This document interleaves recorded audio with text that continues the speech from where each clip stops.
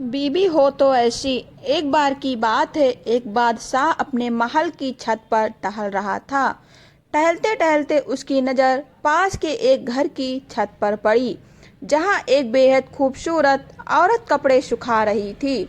उसकी खूबसूरती देखकर बादशाह का दिल डोल गया। बादशाह ने एक बंदी को बुलाया और पूछा, यह औरत किसकी बीबी है? बंदी ने जवाब दिया, जहां पनाह, यहाँ आपके ही गुलाम फिरोज की पत्नी है। यह सुनकर बादशाह नीचे उतरा और अपने दिल की ख्वाहिश को पूरा करने की चाल चलने लगा।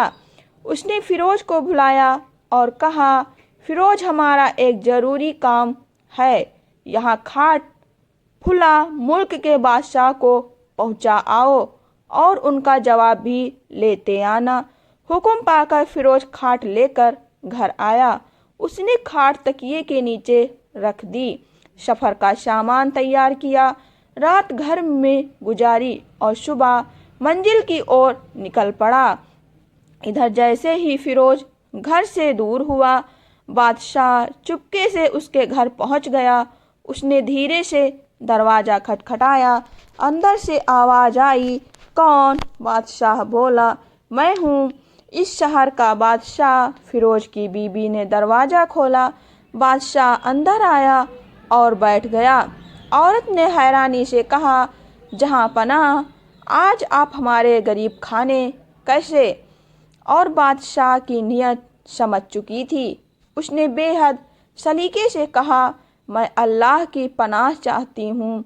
आपके इस तरह आने में मुझे कोई भलाई नज़र नहीं आती। बादशाह गुस्से में बोला, तुम जानती नहीं मैं कौन हूँ? मैं इस शहर का मालिक हूँ। फिरोज की बीबी ने शांत स्वर में कहा, जहाँ पनाह, शेर चाहे कितना ही भूखा क्यों ना हो, वह मुर्दार नहीं खाता। और क्या आप उस कटोरे में पानी पीना पसंद करेंगे जिसमें आपके कुत्ते ने पानी पिया हो? ये शब्द सुनकर बादशाह शर्म से झुक गया। वो बिना कुछ कहे वहाँ से लौट गया, लेकिन जल्दबाजी में अपनी चप्पल वहीं भूल गया।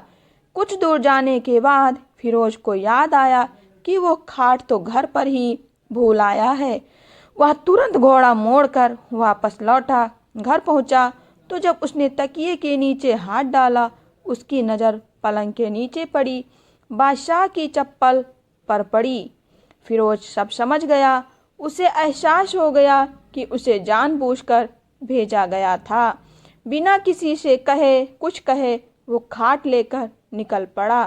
काम पूरा कर वो बादशाह के पास पहुंचा।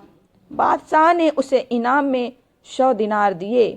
फिरोज उन दिनारों से कीमती कपड़े और जेवर खरीदे और अपनी बीबी से कहा, इन्हें पहनकर अपने मायके हो आओ।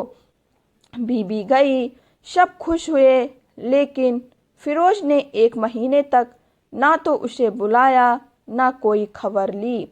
आखिर उसके साले आए और बोले, अगर आपने हमारी बहन को नहीं रखा तो हम काजी के पास जाएंगे। मामला काजी के सामने पहुंचा। संयोग से बादशाह भी वहीं मौजूद था। लड़की के भाइयों ने कहा, काजी साहब, हमने इसे एक हरा भरा बाग और मीठे पानी का कुआं सौंपा था, इसने सब उजाड़ दिया। काजी ने फिरोज से पूछा। फिरोज बोला, काजी साहब, जब मैं उस बाग में गया तो मैंने वहाँ शेर के पंजों के निशान देखे। डर गया कि कहीं शेर लौट ना आए, इसलिए बाग वापस कर दिया। यह सुनते ही बादशाह खड़ा हो गया और बोला, अल्लाह की कसम, शेर वहाँ गया जरूर था, मगर ना कोई फल तोड़ सका ना कोई नुकसान कर सका। मैंने आज तक इतना मजबूत और पाक बाग नहीं देखा। मामला वही ख़त्म हो गया। फिरोज अपनी बीवी को वापस ले आया। काजी और किसी को भी असल राज पता नहीं चला। सीख, अपने घर का भेद समझदारी से छुपाना ही अक्लमंदी है। इज्जत और वफा ताकत से कहीं ज़्यादा मजबूत होती है।